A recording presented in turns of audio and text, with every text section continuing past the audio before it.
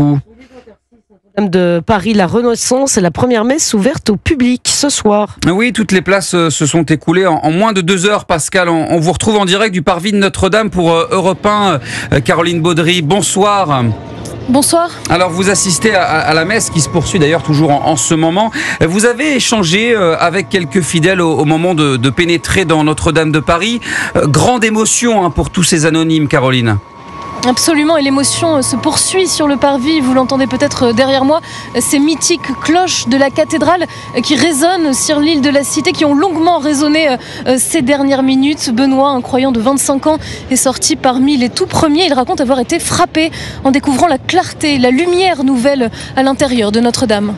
Je suis assez impressionné par à la fois la chorale qui était magnifique et puis surtout ce monument.